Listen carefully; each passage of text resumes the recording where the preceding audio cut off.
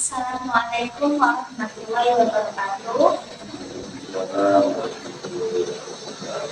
Perkenalkan, saya dari Komisi Akhir Fakultasnya dari kelas Pendidikan Pancasila 04. Di sini saya akan mengerjakan tugas individu yaitu podcast yang diampu oleh Ibu Dr. Ari Metalin Puspita. Sekarang saya bersama Bapak Sutrisno. Silakan Bapak memperkenalkan diri. Perkenalkan, nama saya Sutrisno SPD, guru PPKN di MTS Batu Bali, umur 60 tahun. Nah, sekarang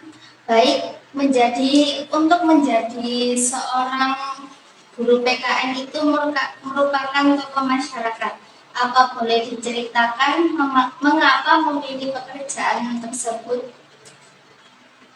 Saya memilih menjadi guru di PPKN karena saya terpanggil untuk memperbaiki generasi muda, utamanya di sini adalah untuk memajukan negara agar negara kita ini menjadi maju, pemuda-pemudinya bisa menjadi yang berbudi luhur dan berpancasilais. Seperti yang saya tahu, pekerjaan Bapak ini kan ada kaitannya dengan Pancasila. Yang akan menjadi topik pembicaraan kita pada kali ini yaitu menurut Bapak, apa pengertian dari Pancasila dan mengapa Pancasila ada kaitannya dengan pekerjaan Bapak?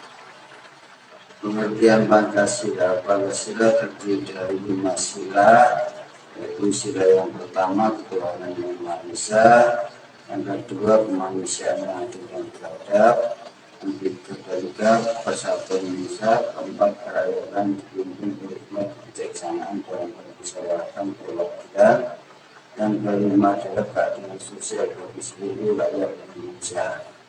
Nah, Pancasila itu diambil dari intinya, yaitu diambil dari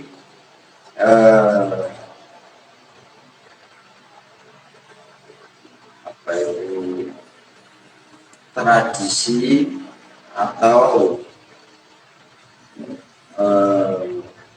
kebudayaan bangsa Indonesia sendiri, yaitu bangsa Indonesia itu sejak awal sebelum adanya agama masuk ke Indonesia itu sudah percaya kepada Tuhan Yang Maha Esa. Itu terbukti dengan adanya suatu kepercayaan kepada roh halus, pada pohon-pohon yang besar dianggap mempunyai kekuatan, dan itu direalisasikan dengan biasanya membawa tumpeng kecil. Terus biasanya ada pohon yang diberi kain. Nah, seperti itu wujud dari kepercayaan bangsa Indonesia atau nenek moyang kita bangsa Indonesia sebelum agama masuk ke Indonesia. Yang kedua, kemanusiaan yang adil dan beradab. Ini adalah sesuai dengan kepribadian bangsa Indonesia yang mana saling tolong menolong antara satu dengan yang lain, saling menghormati yang satu dengan yang lain. Yang ketiga yaitu persatuan. Mengingat bangsa Indonesia ini adalah Bhinneka Tunggal Ika, dengan adanya rasa persatuan itulah yang sangat dibutuhkan untuk mempersatukan negara Indonesia. Yang keempat adalah kerakyatan. Sejak dulu bangsa Indonesia ini adalah senang untuk bermusyawarah. Jadi apa saja yang menjadi masalah itu selalu dimusyawarahkan atau selalu dibicarakan secara bersama-sama, lalu diambil suatu keputusan. Ini yang keempat. Yang kelima, ini adalah merupakan tujuan dari setiap manusia, yaitu ingin mencapai masyarakat yang adil dan makmur. Setiap manusia pasti menginginkan hidupnya itu adil, makmur, sejahtera, baik lahir maupun batin. Inilah yang dimaksud dengan Pancasila. Kenapa saya kok memilih pelajaran Pancasila? Itu tadi agar bisa merealisasikan dalam kehidupan masyarakat, mulai dari sila yang pertama sampai sila yang ke-5 tadi. Untuk pertanyaan yang kedua, tadi disebutkan bahwa Pancasila itu dasar negara Indonesia. Menurut Bapak, mengapa Pancasila dipilih menjadi dasar negara Indonesia? Karena memang Pancasila itu sesuai dengan kepribadian bangsa Indonesia. Tadi sudah saya katakan bahwa mulai sila yang pertama sampai sila yang terakhir itu adalah merupakan kepribadian bangsa Indonesia sejak zaman nenek moyang kita dulu. Jadi pantaslah kalau Pancasila itu memang dijadikan sebagai dasar negara Indonesia.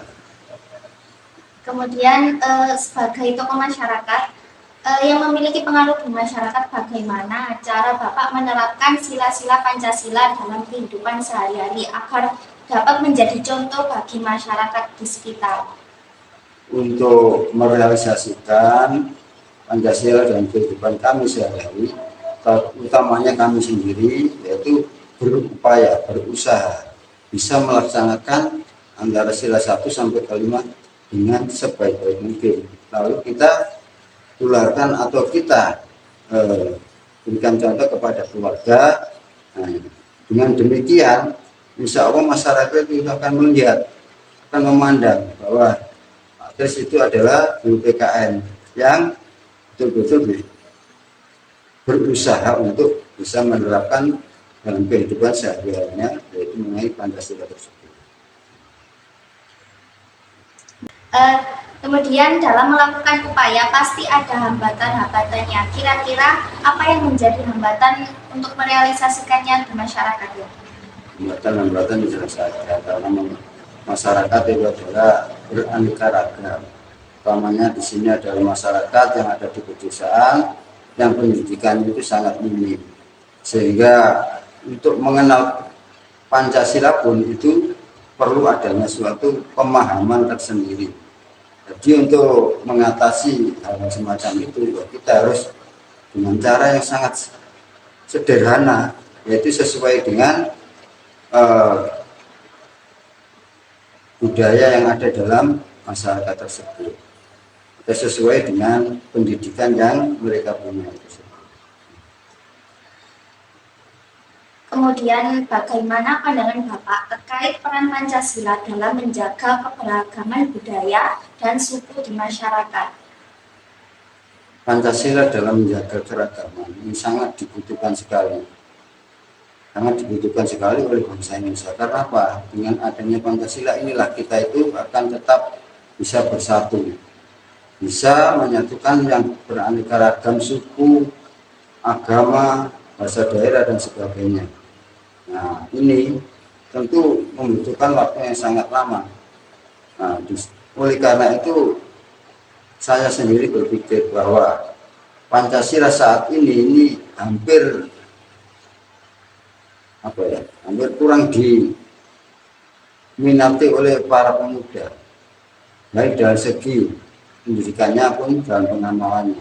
Oleh karena itu saya berpikir bahwa agar Pancasila itu bisa benar-benar diresapi dan dipahami oleh masyarakat, perlu adanya pengenalan Pancasila seperti pada saat zamannya Pak Harto dulu.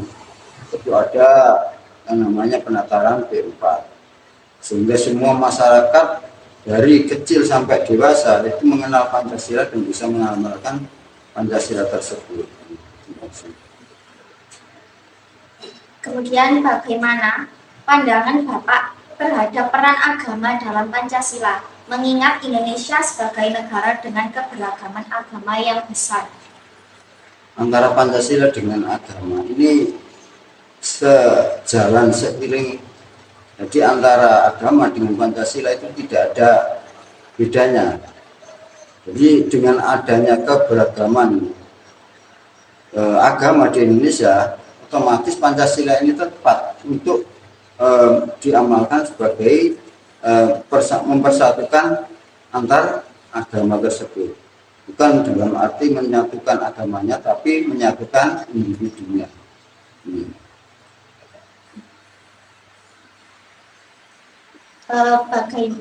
Kemudian untuk lambang Pancasila sendiri adalah burung Garuda. Boleh dijelaskan arti dari lambang tersebut? Burung Garuda itu adalah dapat dikatakan dijadikan lambang negara Indonesia karena dipandang bahwa burung Garuda itu adalah burung yang sangat besar, yang sangat kuat, mulai dari paruhnya sampai dengan cengkeramannya itu sangat kuat, sehingga diharapkan oleh bangsa Indonesia itu bisa kuat seperti burung Garuda itu, ya, terbang bisa ke darat, bisa ke laut dan sebagainya. Makanya burung Garuda itu dijadikan lambang negara itu Indonesia karena burung itu adalah bisa hidup saja dan sangat kuat. Lalu Bapak merupakan seorang guru, terus bagaimana Bapak menjadi contoh positif dalam menegakkan Pancasila? Dalam menegakkan contoh positif dalam Pancasila, bisa mengamalkan sila demi sila, mulai sila pertama, sila kelima, contohnya sholat lima waktu sebagai orang Islam, ini harus 4 waktu berjamaah dan sebagainya, terus bisa bersama-sama musyawarah, bisa mengikuti semua kegiatan-kegiatan yang ada di kampung atau di daerah tersebut. Untuk pertanyaan terakhir, apa pesan atau nasihat dari Bapak untuk generasi mendatang dalam menjaga dan meneruskan nilai-nilai Pancasila agar tidak punah? Ya, pesan saya sebagai orang tua, sebagai guru PKN, kami berharap generasi muda itu betul-betul mau mempelajari Pancasila, sila demi sila, setelah itu memahami, setelah dipahami bisa dilaksanakan dalam kehidupan sehari-hari. Itu untuk generasi muda. Baik, pertanyaan sudah dipaparkan dan jawaban sudah terjawab semuanya. Jadi kita tutup dulu podcast kali ini. Terima kasih Bapak, terima kasih semuanya. Wassalamualaikum warahmatullahi wabarakatuh.